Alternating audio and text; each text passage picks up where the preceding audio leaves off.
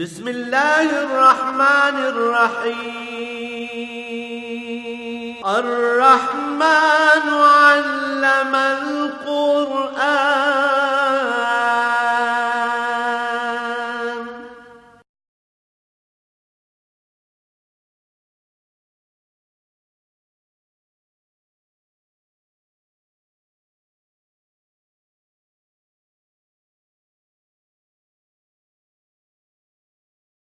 الحمد للہ رب العالمین والصلاة والسلام علی حبیبہ محمد وآلہ وصحبہ اجمعین۔ اعوذ باللہ من الشیطان الرجیم، بسم اللہ الرحمن الرحیم۔ یا ایھا الذین آمنوا لا تتخذوا الذین اتخذوا دینکم ہزوا ولعبا من الذین اوتوا الکتاب من قبلکم والکفار اولیاء واتقوا اللہ ان کنتم مؤمنین۔ وَإِذَا نَادَيْتُمْ إِلَى الصَّلَاةِ اتَّخَذُوهَا هُزُوًا وَلَعِبًا ذَلِكَ بِأَنَّهُمْ قَوْمٌ لَا يَعْقِلُونَ۔ قُلْ يَا أَهْلَ الْكِتَابِ هَلْ تَنْتَقِمُونَ مِنَّا إِلَّا أَنْ آمَنَّا باللہ وما انزل الینا وما انزل من قبل وان اکثرکم فاسقون۔ قل هل انبئکم بشر من ذلک مثوبۃ عند اللہ من لعنہ اللہ وغضب علیہ وجعل منهم القردۃ والخنازیر وعبد الطاغوت اولئک شر مکانا واضل عن سواء السبیل۔ اللہم سبحانک لا علم لنا الا ما علمتنا انک انت العلیم الحکیم۔ مولا یا صلی وسلم دائما ابدا علی حبیبک خیر الخلق کلہم۔ ان آیات مبارکہ سادہ سا ترجمہ یہ ہے کہ اے ایمان والو، ایسے لوگوں کے ساتھ قلبی تعلق یا دلی دوستی نہ رکھو جو تمہارے دین کا مذاق اڑاتے ہیں، اور ایسے لوگ اہل کتاب میں سے بھی ہیں جن کو تم لوگوں سے پہلے کتاب ملی، اور کفار میں سے بھی ہیں۔ سو جو لوگ دین کا مذاق اڑانے والے ہیں ان سے دلی دوستی کوئی معنی نہیں رکھتی، اور اس معاملے میں اللہ کریم کی عظمت کا احساس رکھو۔ واتقوا اللہ، اس کا ترجمہ تو اردو میں کر دیا جاتا ہے ڈر، لیکن یہ ڈر مختلف قسم کے ڈر ہوتے ہیں۔ یہ ڈر جسے تقویٰ کہتے ہیں اور اس کا ترجمہ ڈر کرتے ہیں، یہ ہوتا ہے تعلقات میں ٹوٹ پھوٹ کا ڈر۔ اللہ سے جو تمہارا تعلق ہے، ایمان کا، عبادت کا، اطاعت کا، اس رشتے میں دراڑ نہ آ جائے۔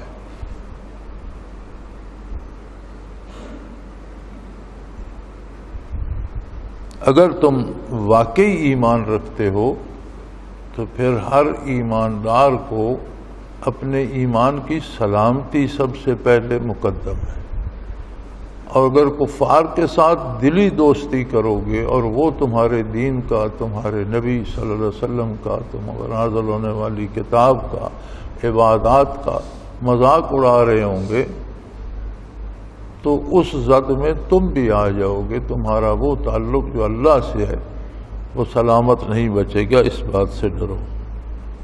اور تم دیکھتے نہیں ہو اذا نادیتم الی الصلاۃ اتخذوها ہزوا ولعبا، جب تم اذان کہتے ہو تو اس کا مذاق اڑاتے ہیں، حالانکہ اذان عظمت الہی کا بہت خوبصورت مظہر ہے۔ اذان کے الفاظ اور اس کا ترجمہ، ایک ایک لفظ عظمت الہی پہ دلالت کرتا ہے، رحمت عامہ کی صدا ہوتی ہے، اور دعوت عام صلاح عام ہوتی ہے ساری مخلوق کے لیے کہ جو چاہے آئے اللہ کی اطاعت کرے اور اللہ سے انعام پائے، لیکن یہ اس کا مذاق اڑاتے ہیں۔ اس لیے ذالک بانہم قوم لا یعقلون، یہ بے وقوف ہیں، ان میں عقل نہیں ہے، عقل کی کمی ہے۔ اور فرمایا ان سے پوچھئے تو صحیح، آپ لوگ ان سے پوچھو تو صحیح، قل یا اہل الکتاب ہل تنکمون منا، ان سے پوچھو تو صحیح کہ تم اہل کتاب ہو، تمہارا کتاب رکھنے کا دعویٰ ہے، ایک نبی کے ماننے والے ہو، یہود بھی نصارہ بھی، تو پھر تم مسلمانوں سے کس بات کا انتقام لے رہے ہو؟ اگر تمہارے پاس کتاب ہے منزل من اللہ تم کہتے ہو، تو مسلمانوں کا دعویٰ بھی یہی ہے کہ اللہ نے ہمارے نبی پر کتاب نازل فرمائی ہے، پھر یہ کوئی نئی بات تو نہ ہوئی۔ اگر تمہارے پاس کتاب ہونا اچھی بات ہے تو مسلمانوں کے پاس ہونا جرم ہو گیا، یا تم انبیاء پہ ایمان رکھتے ہو تو مسلمانوں کا رکھنا تم کس بات پہ خفا ہو؟ صرف اس بات کے پہ کہ ان آمنا باللہ، کہ ہم نے اللہ وحدہ لا شریک پر ہم ایمان لے آئے، اور جو کتاب نازل ہوئی ہماری طرف ہم اس پر ایمان لے آئے، اور جو پہلی کتابیں ہیں ہم ان کو بھی منزل من اللہ مانتے ہیں، ہم نے کسی کتاب کا انکار نہیں کیا۔ لیکن تم جو مسلمانوں پہ اعتراض کرتے ہو، ذرا اپنی تاریخ پہ نظر دوڑاؤ، وَأَنَّ أَكْثَرَكُمْ فَاسِقُونَ، تم اپنے آباء و اجداد کو اور اپنی نسلوں کو دیکھو تو تمہیں اکثریت بدکاروں کی ملے گی۔ کسی پر اعتراض کرنے کے لیے اپنا دامن تو صاف ہونا چاہیے۔ جو خود چور ہے وہ دوسرے چور پر کیا اعتراض کرے گا؟ ڈاکو پہ کیا اعتراض کرے گا؟ قاتل کو کیا تانا دے گا؟ تو تم اپنے قومی کردار پہ نظر کرو۔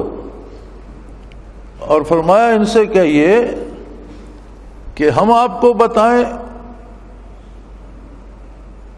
قل هل انبئکم بشر من ذلک مثوبۃ عند اللہ، کہ اللہ کے نزدیک سب سے برا بدلہ کن لوگوں کو ملے گا؟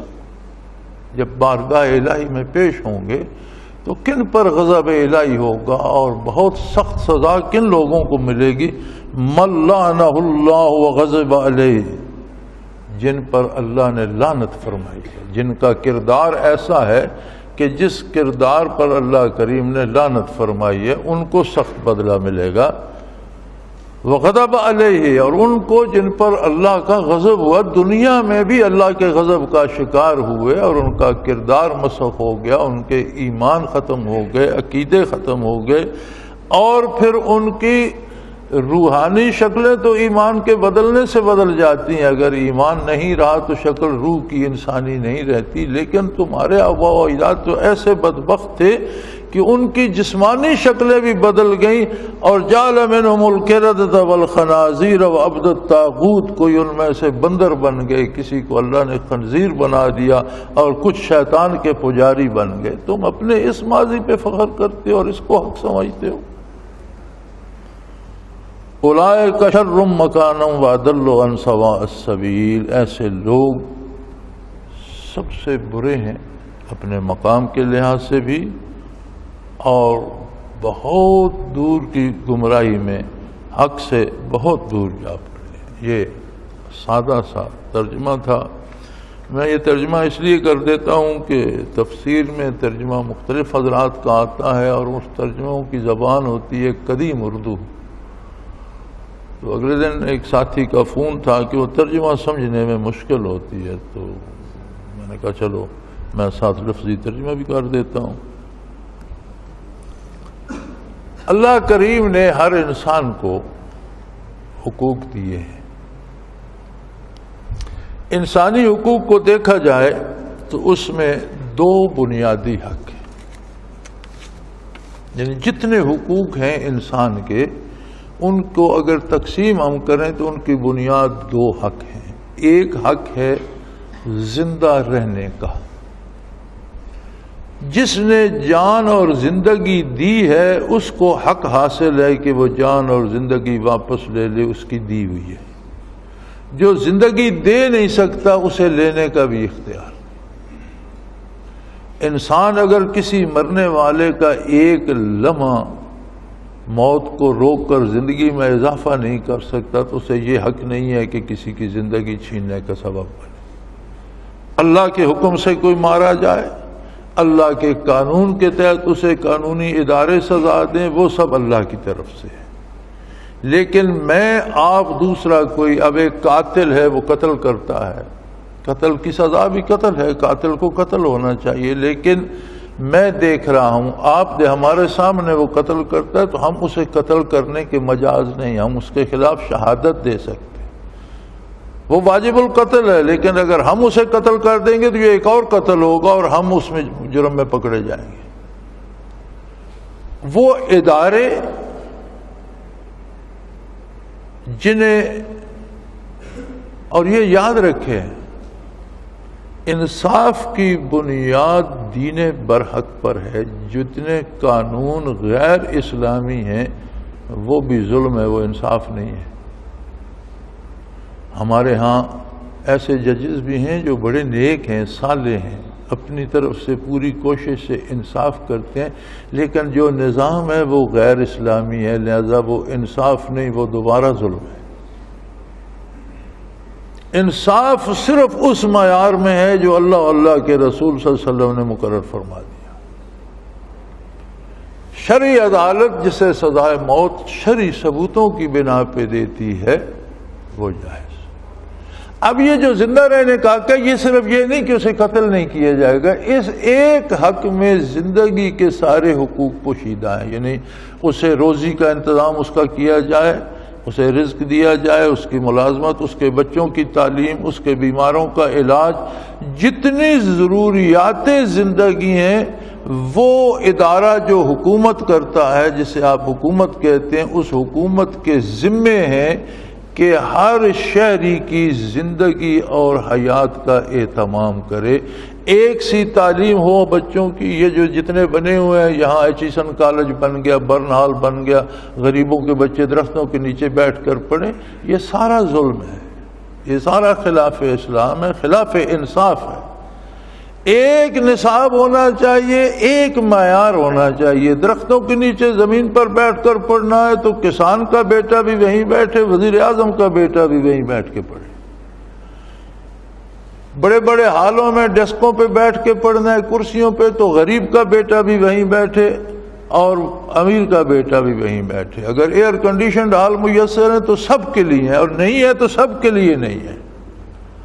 یہ بنیاد، اس میں مومن اور کافر کا بھی فرق نہیں، کافر کے بیٹے کو بھی وہی سہولت دی جائے گی جو مومن کے بیٹے کو تعلیمی سہولت دی جائے گی۔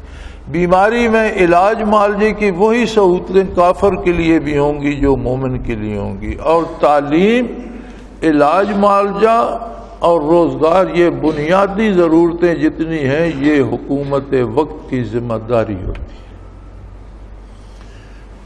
اللہ کریم نے اسلام میں جو ٹیکس کا نظام بنایا ہے وہ بڑا خوبصورت ہے، وہ کسی غریب پہ نہیں آتا۔ کسی سرمایہ دار کے پاس جو سرمایہ 1 سال تک سرپلس رہتا ہے، جمع رہتا ہے، سال کے بعد 100 میں سے 2.5 روپے اس پر ٹیکس آ جاتا، اس کے زکوٰۃ کا نام دیا قرآن کریم نے۔ زکوٰۃ کا معنی ہوتا ہے پاکیزگی، یعنی یہ مال کو پاک کر دیتا ہے۔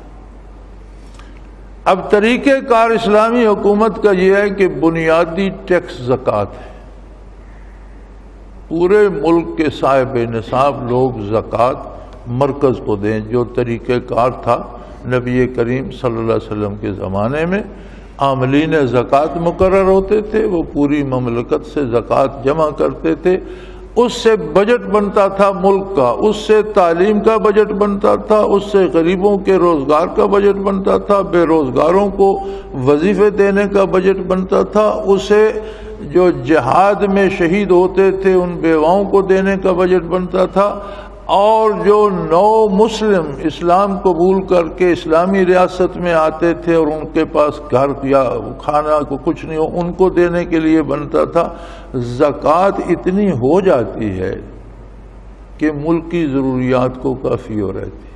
ہم نے ایک دفعہ یہ سارا تجربہ کیا تھا اور ہم نے جمع کی تھی، ان دنوں پاکستان کا بجٹ جن دنوں ہم نے کیلکولیشن کی تھی، اگرچہ ہماری کیلکولیشن ایک تو اندازوں کے مطابق تھی، دوسری بات یہ تھی کہ بہت سے ادارے ایسے تھے جو ہماری کیلکولیشن سے رہ گئے، جیسے ٹرانسپورٹ ہے بسوں ٹرکوں کی، ان کا ہمیں اندازہ نہیں تھا کہ بسوں والوں ٹرکوں والوں کی کیا آمدنی ہے سالانہ، اس پہ زکوٰۃ کتنی آئے گی۔ ہوٹلنگ کا پورا شعبہ رہ گیا کہ ہوٹلوں کی کتنی آمدن، کتنا خرچ ہوتا ہے، یہ ہمارے تجربے میں نہیں تھا جو دوست ہم نے اس پہ لگائے۔ لیکن ہم نے زکوٰۃ اور عشر زمین کا اور کارخانہ داروں پہ اور صاحب نصاب لوگوں پہ زکوٰۃ اسیس کی تھی، جس زمانے میں غالباً 6 کھرب بجٹ ہوتا تھا پاکستان کا، اس زمانے میں جو ہم نے اسیس کی تھی وہ 7 کھرب صرف زکوٰۃ بنتی تھی۔ عشر اور زکوٰۃ، پیداواری ٹیکس اور مال کا ٹیکس جمع کیا جائے تو اس حساب سے اس زمانے میں بجٹ سے زیادہ بنتی تھی۔ اور پھر یہ معاملہ شرعی عدالت میں بھی، علماء کونسل میں بھی گیا اور اس پہ بحث بھی ہوئی کہ یہ زکوٰۃ کہاں کہاں خرچ کی جا سکتی ہے۔ تو اس میں صرف ایک شرط لگائی تھی علماء کونسل نے کہ جو غیر ملکی قرضے ہیں، قرض ادا کرنے میں بھی زکوٰۃ دی جا سکتی ہے، سود میں زکوٰۃ کا پیسہ نہیں دیا جا سکتا۔ جو قرضے آپ نے سود پہ لیے اور اس کا جو سود دیتے ہیں، سود میں آپ دوسری مد سے پیسے دیں، زکوٰۃ سے نہ دیں، باقی آپ آرمی پہ، فوج پہ خرچ کر سکتے ہیں، سکولوں پہ، ہسپتالوں پہ، غریبوں کے روزگار دینے پہ، تعلیم پہ، یہ سارے اس پہ ان پہ خرچ ہو سکتا ہے۔ تو اس کا مطلب ہے کہ اگر باقاعدہ زکوٰۃ کا نظام رائج کیا جائے تو ملک ٹیکس فری ہو جاتا۔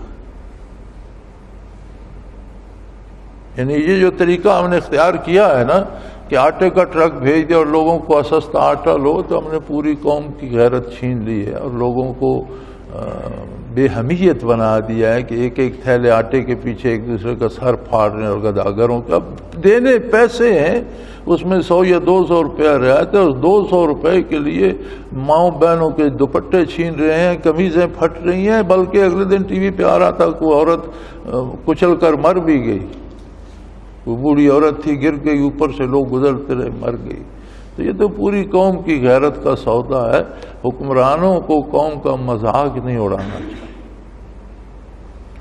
یہی پیسہ کھربوں روپے جس کا یہ کہہ رہے ہیں ہم آٹا مفت دے رہے ہیں، یہی پیسہ ٹیکس کی مد میں دے دیتے، ایک تیل کی مد میں دے دیتے کہ اتنے کھرب حکومت دے گی، لہذا پنجاب میں تیل 60 روپے لیٹر کی بجائے 40 روپے لیٹر ہوگا۔ یقین مانے نمک سے لے کر آٹے تک ہر چیز سستی ہو جاتی، ہر بندے کو فائدہ پہنچتا۔ لیکن یہ تماشا تو نہ بنتا نا کہ حکمران بیٹھ کر ٹی وی پہ تماشا دیکھیں اور لوگ کس طرح قمیضیں پھٹ رہی ہیں، ماؤں بہنوں کی دوپٹے اتر رہے ہیں، دھکے کھا رہے ہیں بوڑھے جوان، کوئی گر رہا ہے کوئی اٹھ رہا ہے، تو وہ تو دیکھ کے خوش ہو رہے ہیں۔ تو بہرحال میرا وہ موضوع نہیں ہے، میں اپنے موضوع کی طرف آتا ہوں کہ فرمایا جو لوگ دین کا مذاق اڑاتے ہیں، یعنی اہل کتاب بھی ہیں، ان میں یہود بھی ہیں، نصارہ بھی ہیں، الذین اوتوا الکتاب من قبلکم والکفار، اور اس میں وہ بھی ہیں جو بغیر کتاب کے جو بے دین کافر ہیں، جو منکر ہیں۔ فرمایا یہ سارے لوگ تمہارے نبی کا، تمہارے رسول کا، تمہاری کتاب کا، تمہارے دین کا مذاق اڑاتے ہیں۔ تم کس برتے پر ان کو دوست بناتے ہو؟ تم کس برتے پر ان کے سامنے دستے سوال دراز کرتے ہو؟ تم کس برتے پر ان سے مانگ کر کھاتے ہو؟ کیا تمہاری غیرت ایمانی کو یہ سب کچھ گوارا ہے؟ جلوس نکالتے ہو کہ توہین رسالت ہو گئی اور پھر انہی کے دروازے پر جھولی پھیلا کر مانگنے جاتے ہو، تمہیں غیرت نہیں آتی؟ تمہاری ان کی دوستی کیسی؟ یہ نہیں ہے کہ کافروں کو جینے دو، انہیں قتل کر دو، ان کا دانا، یہ نہیں کہا۔ فرمایا انہیں زندگی کی اگر اسلامی ریاست میں ہیں اور مسلمانوں کی ذمہ داری ہے تو انہیں زندگی کی پوری سہولتیں دو، بلکہ اسلام نے یہاں تک فرمایا ہے کہ اسلامی ریاست میں جو غیر مسلم رہتے ہیں ریاست کا دفاع ان کی ذمہ داری نہیں ہے۔ ریاست پر آفت آئے تو جانیں دینا مسلمانوں کی ذمہ داری ہے، جو ریاست کے مالک ہیں ان کی جان مال اور گھر کا تحفظ بھی مسلمانوں کی ذمہ داری ہے۔ وہ جزیہ دیں گے، وہ ٹیکس دیں گے اس تحفظ کا، لیکن انہیں باہر نکل کر لڑنے کی ضرورت نہیں ہے، وہ مسلمانوں کی پناہ میں۔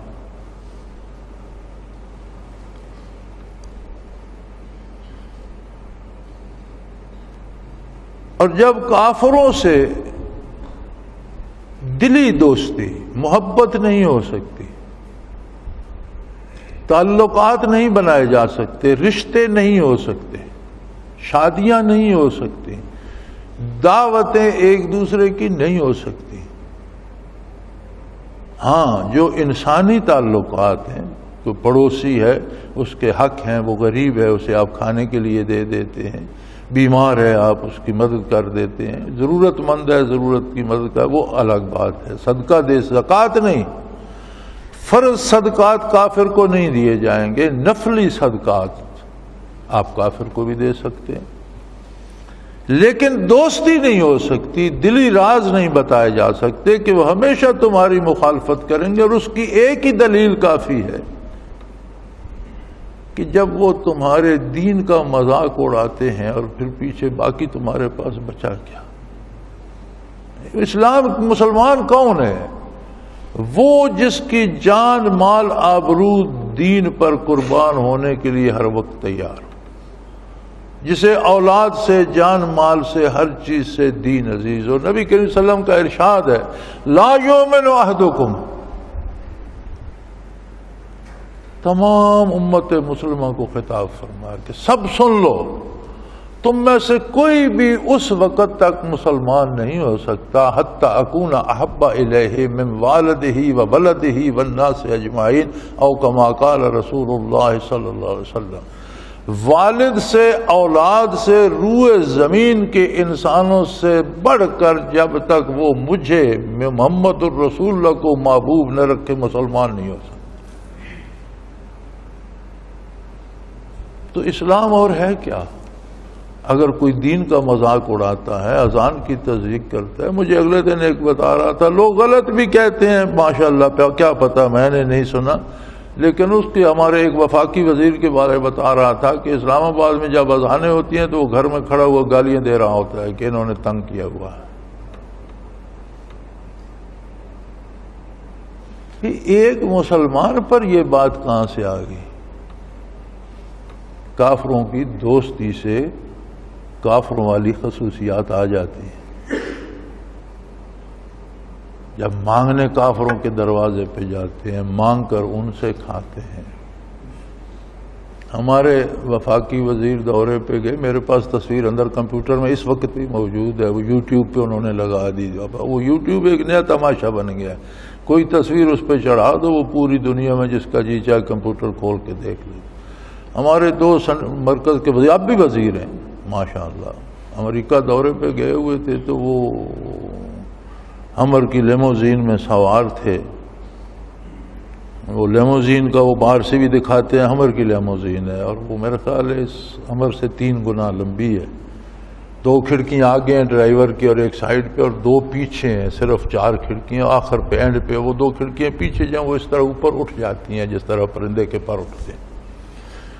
تو اس میں میرے پاس پڑی، اب بھی اس وقت بھی کمپیوٹر میں موجود ہے، اس میں انہوں نے وہ لیموزین بھی دکھائی، اس کا اندر سے دکھایا، اندر اس کی چھت کے ساتھ کوئی ایسے لگے ہوئے ہیں شیشے کے، وہ لائٹیں جلتی ہیں تو پتہ چلتا ہے سارا چھت شاید ہیرے جواہرات لگے ہوئے ہیں، اس طرح کے کرسٹلز لگے ہوئے ہیں، ایک سائیڈ پہ صوفے لگے ہوئے ہیں، ایک سائیڈ پہ بہت بڑی بار ہے، ہر قسم کی شرابوں کی بوتلیں رکھی ہیں اور جام اور وہ سارا۔ اب $500 1 گھنٹہ کا کرایہ ہے اس کا، یہ بھی اس میں لکھا ہوا ہے نیچے جو ڈیٹیل دیے ہیں کہ اس کا کرایہ 1 گھنٹے کا $500 ہے۔ اس غریب ملک کے امیر وزراء وہاں بیٹھ کر عیاشی کر رہے ہیں اور شراب پی رہے ہیں اور موج کر رہے ہیں. اس گاڑی سے اترتے وہ دکھاتے ہیں, جہاں اتر رہے ہیں وہاں ان پر ڈالروں کی بارشیں ہو رہی ہیں اور اچھل کود ہو رہی ہے اور تماشا بن. یہ کیا ہے؟ یہ سب اسلامی ریاست کے وزراء ہیں. یہ کیوں ایسے ہیں؟ یہ تو وہ لوگ ہیں جب یہ پیدا ہوئے تھے تو ان کے کان میں پہلی آواز اللہ اکبر کی آئی تھی. اشہد ان لا الہ الا اللہ اشہد ان محمد رسول اللہ ان کے کان میں بھی آیا. پھر ایسے کیوں ہو گئے؟ ایک ہی وجہ نظر آتی ہے, کافروں کی دوستی نے انہیں یہاں پہنچایا. وہ ہمارے پنجابی میں کہتے ہیں کہ ہمارے ہاں چونکہ اب ٹریکٹر آگے, ساری زراعت بیلوں سے ہی ہوتی تھی اور کچھ بیل اس میں اچھے کچھ برے, کچھ شرارتی, کچھ مارنے والے کچھ نہ مارنے والے. تو وہ ہمارے بزرگ ایک کہاوت کہا کرتے تھے کہ دھولے نال پیلا بن چھوڑو تو کچھ عرصے بعد وہ بھی ہوا جاؤ گا. یعنی کسی برے بیل کے ساتھ کوئی اچھے والا باندھ دو تو کچھ عرصے بعد اس کی عادتیں بھی ویسی خراب ہو جاتی ہیں. جانوروں تک میں یہ اثر ہوتا ہے کہ اگر ان کا ایک تھان پہ ایک کھرلی پہ انہیں باندھ دیں تو کچھ عرصے ایک نہ مارنے والا ایک مارنے والے بیل کے ساتھ کچھ عرصے بعد وہ بھی مارنا شروع کر دیتا. وہ ضرب المثل اس لیے تھی کہ برے لوگوں کی مجلس سے اجتناب کیا جائے, ورنہ اگر نیکوں کے ساتھ بیٹھنے والا نیک ہو سکتا ہے تو بدکاروں کے ساتھ بیٹھنے والا بدکار کیوں نہیں ہو جائے؟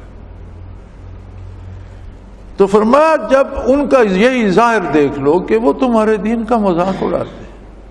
اگرچہ اب ہمارے ارباب اقتدار بھی دینداروں کا بھی مذاق اڑاتے ہیں, دین کا بھی مذاق اڑاتے ہیں. مساجد پر توپیں چلا دی جاتی ہیں, فاسفورس بم برسا دیے جاتے ہیں, بے گناہ بچوں بچیوں اساتذہ کو شہید کر دیا جاتا ہے. کہتے ہیں یہ سارے مفسد تھے.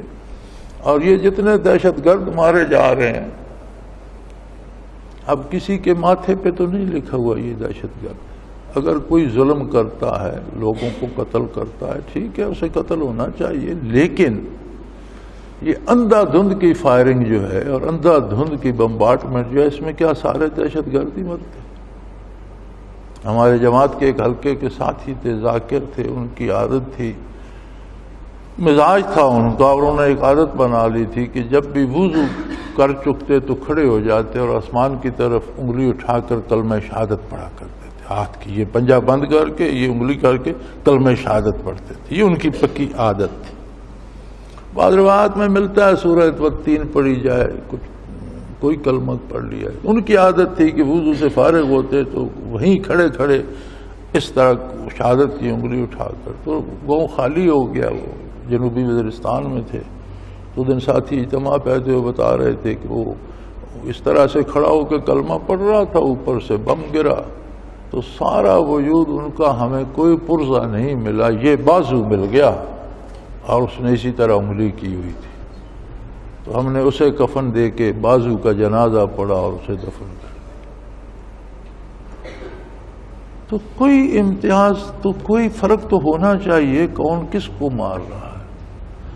اب اگر دہشت گرد مارتے ہیں تو وہ کس کو, وہ بھی پرواہ نہیں کرتے. جہاں رش دیکھتے ہیں پولیس کا ہے, آرمی کا یا سول کا ہے, وہاں وہ بمبارڈ کر دیتے ہیں, بے گناہ لوگ مارے جاتے ہیں. لیکن کیا جو ڈاکو یا دہشت گرد کرتے ہیں حکومت بھی ویسا ہی کرے؟ تو پھر ڈاکوؤں میں اور حکومت میں, اداروں میں اور چوروں میں فرق کیا رہا؟ حکومت کو تو چاہیے کہ چوروں کو ٹریس کرے, تلاش کرے, ڈاکوؤں کو ڈھونڈے. جو جنرل پبلک ہے وہاں ان سے بات کرے, تلاش کرے. اگر کوئی ڈاکو کو پناہ دیتا ہے تو ساتھ ڈاکو کے مارا جائے, ٹھیک ہے. لیکن یہ کیا 40 میل دور توپے نصب کر دی اور ڈزا ڈز جس کا جی چاہے, جو مر گیا وہ دہشت گرد, جو بچ گیا وہ ٹھیک ہے. یہ سب کیوں ہو رہا ہے؟ جس سے قرآن نے منع کیا ہے کہ کافروں سے دوستی نہ کرو. ہم زندگی پر کافروں کی دوستی کو ترجیح دیے ہوئے. ہمارے ارباب اقتدار اللہ کو قادر نہیں مانتے، جو حکومت میں ہوتے ہیں وہ سمجھتے ہیں ہمیں کافروں نے، اہل کتاب نے، یہودیوں عیسائیوں نے ہمیں حکومت دی ہے، ناراض ہو گئے تو چلی جائے گی۔ جو باری کے انتظار میں وہ بھی ادھر ہی جبہ سائی کرتے ہیں، ان کی پیشانی ابھی انہی کے دروازوں پہ سرنگوں ہیں کہ وہ ہمیں بادشاہی دے دیں گے، حکومت دے دیں گے۔ اللہ کریم فرماتا ہے تمہاری ان کی دوستی نہیں بنتی۔ مجھے ایک تجربہ ہے، فاروق لغاری صاحب اللہ ان کی زندگی کرے، ابھی حیات ہیں، یہ صدر پاکستان تھے۔ مجھے ایک کسی کام کے سلسلے میں انہوں نے صدارتی محل میں طلب فرمایا، میں اسلام آباد حاضر ہوا، ان کے دفتر میں بیٹھے تھے، باتیں ہوتی رہیں۔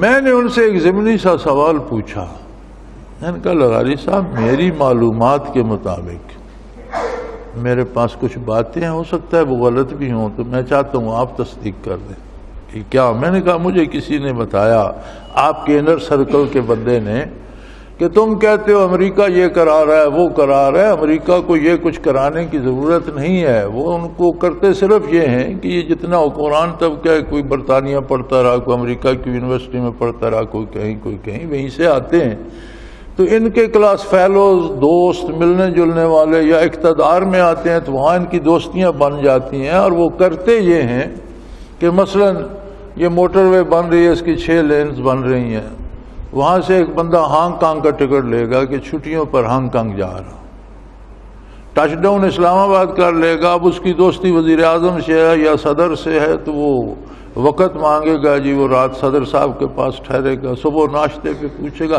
سنا بڑی اچھی موٹر وے بن رہی ہے آپ کی، بہت خوب، بڑا اچھا کام ہو رہا ہے، ہاں جی ہو رہا ہے، تو 6 لینے سنا، تو آپ کو تو 4 بھی کافی ہوتی ہے اگر آپ 4 بنا لیتے، تو وہ ضمنی سی بات کر کے دوسرے دن ہانگ کانگ فلائی کر جاتے ہیں۔ ہمارے ہاں حکم آ جاتا ہے اس کی لینے 6 نہیں 4 ہو۔ میں ابھی زندہ ہیں الحمدللہ، میں بھی زندہ ہوں۔ میں نے پوچھا کیا ایسا ہوتا ہے؟ تو وہ حیران ہو کہنے لگی یہ آپ کو کس نے بتایا؟ میں نے کہا آپ اس بات کو چھوڑیں، آپ صرف یہ کہیں ایسا ہوتا ہے، کہنے لگا ایسا ہی ہوتا ہے۔ یہ آپ کے اس وقت صدر تھے پاکستان کے، کہنے لگے یار ہم نے محسوس ہی نہیں کیا کہ یہ کیا ہوتا ہے، لیکن ایسا ہو جاتا۔ یعنی ہم اتنے مرعوب ہیں ان سے کہ پوری قوم کے دانشور مل کر ایک منصوبہ بناتے اور ان کا ایک 3rd کلاس آدمی کہہ دیتے کہ یار یہ یوں نہیں، یوں ہوتا تو اچھا ہوتا، تو ہم فوراً کہتے ہیں نہیں یہ چونکہ وہ کہہ رہا ہے اس لیے یوں بہتر ہے، ان کو گولی مارو اپنے دانشور کو۔ اللہ اس سے منع کر رہا ہے، کافر سے روٹی چھیننے کا نہیں کہہ رہا، کافر کے حقوق چھیننے کا نہیں کہہ رہا۔ 2 حق دیے اللہ نے، زندہ رہنے کا، دوسرا حق مذہب رکھنے کا۔ کوئی یہودی رہنا چاہے، عیسائی رہنا چاہے، ہندو رہنا چاہے، آتش پرست رہنا چاہے، کافر قید ہو کر عہد نبوی میں، غزوات نبوی میں مدینہ منورہ آیا اور حضور نے حکم دیا کہ کسی کو اس کی عبادت سے نہ روکا جائے۔ اگر بتوں کی پوجا کرتا ہے تو بتوں کی پوجا کرے، آگ کو پوجتا ہے تو آگ کو پوجے۔ تبلیغ کر سکتے ہو، کسی کو مطمئن کر سکتے ہو، مشورہ دے سکتے ہو، روک نہیں سکتے۔ جو جس کا عقیدہ ہے اس کے مطابق رہے۔ جو کھانا خود کھاؤ گے غلام بھی وہی کھائے گا، جتنا کام وہ کر سکتا ہے اس کا حکم دو گے، جو اس کی بساط سے باہر ہے اس کا اسے حکم بھی نہیں دے سکتے۔ جیسا لباس خود پہنو گے ویسا اس کو بھی پہنو۔ یعنی زندگی کی ساری سہولتیں کافر کو دی جائیں گی، لیکن مومن اور کافر کے درمیان دوستی نہیں ہوگی۔ اس لیے نہیں ہوگی کہ کیچڑ اور دھلے ہوئے کپڑے کے درمیان دوستی دھلے ہوئے کپڑے کو نقصان دیتی ہے، کیچڑ کو نہیں۔ آپ ایک دھلا ہوا کپڑا لیں اور کیچڑ سے اس کی دوستی کرا دیں تو کیچڑ کا کیا جائے گا؟ کافر تو پہلے کافر ہے، اس میں تو برائی موجود ہے، کوئی داغ اسی دامن پہ لگے گا جو صاف ہے۔ سو فرمایا ان سے دلی دوستی کی قطعاً کوئی گنجائش نہیں ہے۔ فرمایا تم دیکھتے نہیں ہو وَإِذَا نَادَيْتُمْ إِلَى الصَّلَاةِ اتَّخَذُوهَا هُزُوًا وَلَعِبًا، تم اللہ کی بڑائی اور عظمت کا اعلان کرتے ہو، تم نبی کریم صلی اللہ علیہ وسلم کی رسالت کا اعلان کرتے ہو، تم اللہ کی عبادت کی طرف دعوت. کتنے خوبصورت الفاظ ہیں, کتنے سنجیدہ الفاظ ہیں, کتنے پرنور اور محبت بھر. کسی کو روب داب نہیں دیا جاتا, پیار اور محبت سے بلایا جاتا ہے. حی علی الصلاح حی علی الفلاح, آؤ عبادت کی طرف کہ یہ تمہاری اپنی بہتری اس میں ہے. حی علی اپنا فائدہ حاصل کرنے کے لیے آؤ. فرمایا یہ اس کا مذاق اڑاتے ہیں, تمسخر کرتے ہیں اس سے. ذالک بانہم قوم لا یعقلون, یہ تمسخر کیوں اڑاتے ہیں؟ فرمایا اس لیے کہ یہ بے وقوف لوگ ہیں, انہیں عقل نہیں. حضرت رحمۃ اللہ تعالی علیہ کے پاس ہم بیٹھے تھے, حاضری تھی, ماہانہ اجتماع تھا یا ویسے حاضر ہوئے تو بہت سے ساتھی بیٹھے تھے. حضرت قاضی صاحب تھے. حضرت قاضی صاحب سادہ آدمی تھے, کاشتکار آدمی تھے, پڑھے لکھے نہیں تھے, مناظر اچھے تھے, مشاہدات اچھے تھے, نیک آدمی تھے, بہت بوڑھے ہو گئے تھے. تو ایک دن میں نے پوچھ لیا کہ حضرت کتنے نوافل ادا کرتے ہیں آپ رات دن میں؟ کہنے لگے اب مجھ سے نہیں پڑھے جاتے, میں بوڑھا ہو گیا ہوں, میں اب نہیں پڑھ سکتا زیادہ. بس تم یا مجھے تنگ کرتے ہو تو میں بتا دیتا ہوں, بس 500 رکعت رات دن میں پڑھ سکتا ہوں, اب زیادہ نہیں پڑھے جاتے, بوڑھا ہو گیا ہوں, زیادہ اٹھ بیٹھ نہیں سکتا. اس پائے کے لوگ تھے. تو نہرو مر گیا تھا ان دنوں, جو وزیر اعظم تھا ہندوستان کا. تو مجلس میں کسی نے بات کی, اسی دن خبر آئی تھی یا 2 دن پہلے آئی تھی کہ جی نہرو مر گیا ہے, اور بڑا دانشور اور بڑا زیرک سیاستدان تھا اور بڑا دانا آدمی تھا. تو قاضی صاحب بول کو کہنے لگے وہ مسلمان تھا؟ نہیں جی ہندوؤں کا وزیر اعظم تھا, ہندو تھا. کہنے لگے زیرک ہوتا تو محمد الرسول اللہ کو نہ پہچان لیتے؟ جس نے نبی کا کلمہ نہیں پڑھا تم اس کے عقل کی تعریف کر رہے. تو کیسا عقل مند آدمی تھا جس نے اتنی زندگی 60-70 برس گزار دی اور محمد الرسول اللہ کو نہیں پہچان سکا؟ تو عقل مند تھا, بے وقوف تھا. وہی بات یہاں قرآن کریم کہتا ہے. یہ کیوں دین سے مذاق کرتے ہیں؟ فرمایا بِأَنَّهُمْ قَوْمٌ لَا يَعْقِلُونَ, یہ من حیث القوم بے وقوف ہیں. یہ جن کے کلچر اور جن کی تہذیب اور جن کی عادتوں سے ہم مرغوب ہیں, اور ہم یہ سمجھتے ہیں کہ انہوں نے کہہ دیا تو یہ سچ بھی ہوگا, انہوں نے کہہ دیا تو یہ دانش مندی کی بات بھی. اللہ کریم فرماتا ہے یہ بے دانش لوگ ہیں, یہ بے وقوف ہیں, یہ بے شعور لوگ ہیں.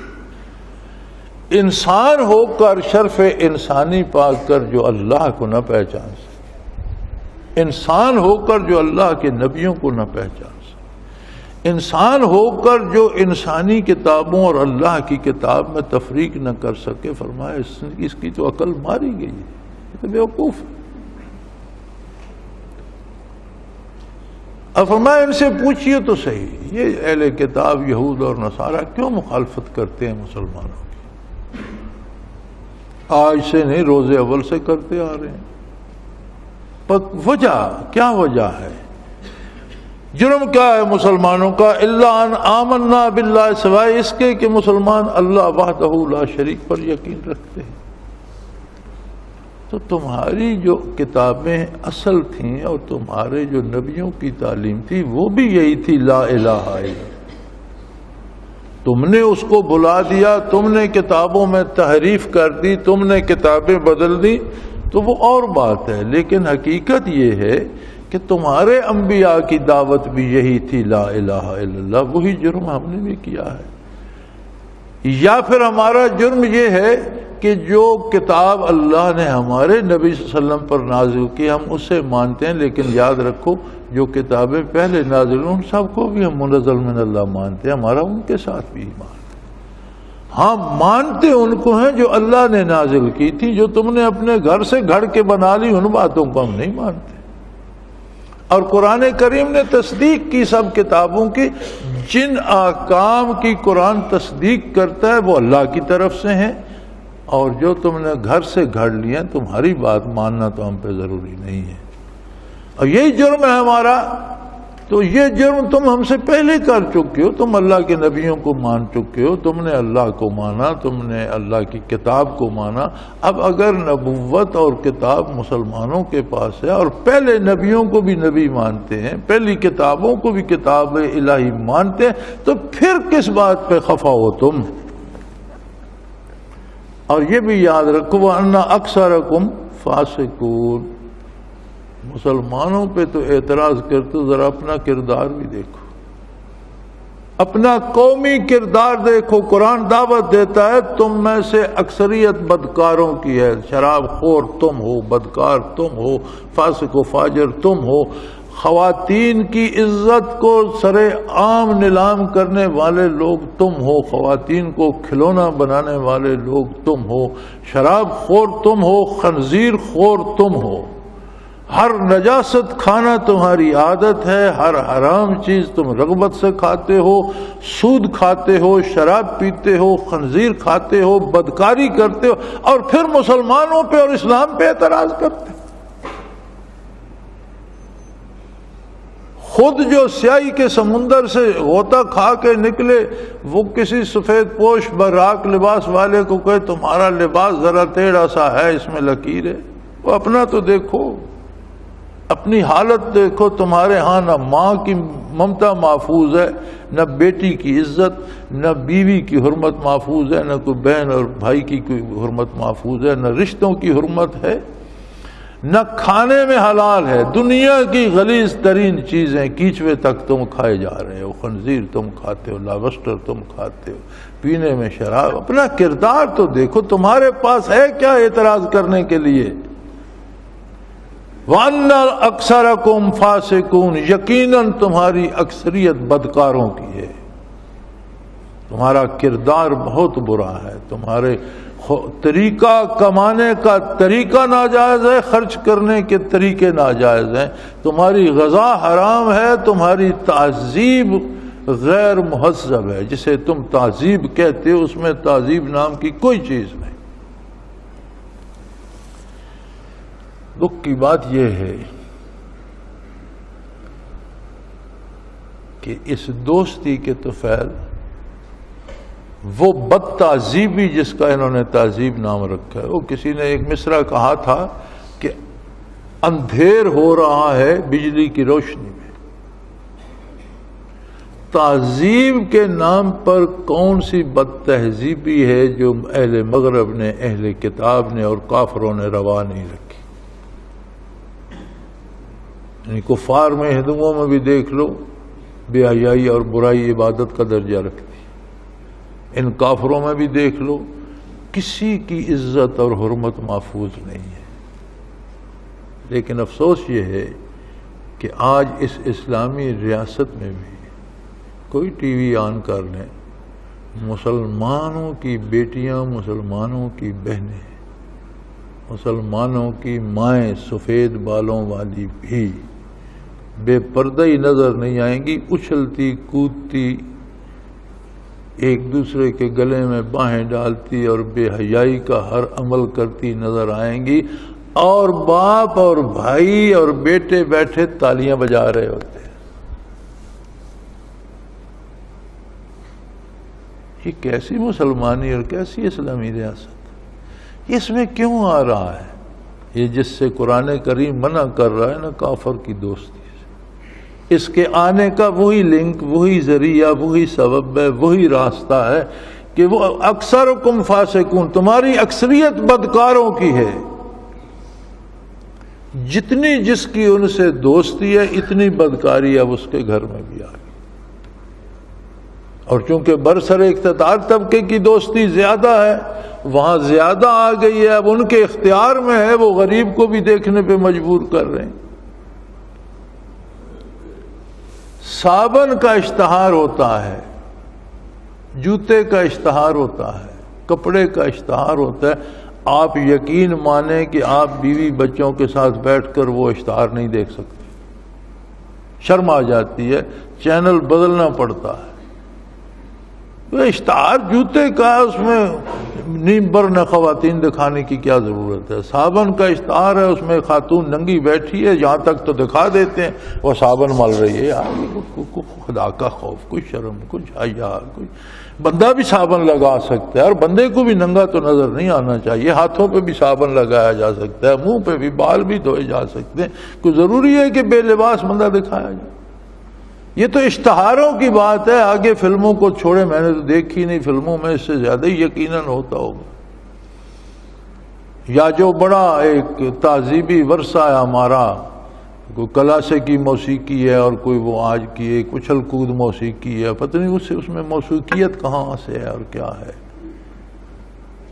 ایک ادھر چھلانگ لگاتا ہے لنگور کی طرح، ادھر چلا جاتا ہے، ادھر والا کودتا ہے، ادھر چلا. اس میں کیا موسیقیت ہے؟ نہ اس کے شعر صحیح ہیں، نہ اوزان صحیح ہیں، نہ مصرے صحیح ہیں، نہ کوئی مفہوم ہے، اور نہ کسی کے کچھ پلے پڑتا ہے. پتہ نہیں کس بات پہ سر دھن رہے ہوتے ہیں. کم از کم میں نے جب دیکھا میرے پلے تو نہیں پڑا. شاید کسی کو کچھ سمجھ آتی ہوگی. ادھم سا مچا ہوا ہوتا ہے، ایسے پتہ چلتا ہے جیسے بندر اچھل کود کر رہے ہیں، اور وہ کیا ہے جی، اس بڑی تعریف ہوئی. تو یہ سب بے حیائی، برائی کہاں سے آ گئی؟ کافروں کی دوستی سے. قرآن کریم اس لیے منع کر رہا ہے کہ کافر کے ساتھ تعلقات کی ایک لمٹ ہے، ایک حد ہے، اس سے آگے دلی دوستی اس کے ساتھ نہیں ہو سکتی. وآخر دعوانا ان الحمدللہ رب العالمین. اللہ اللہ اللہ اللہ اللہ اللہ اللہ اللہ.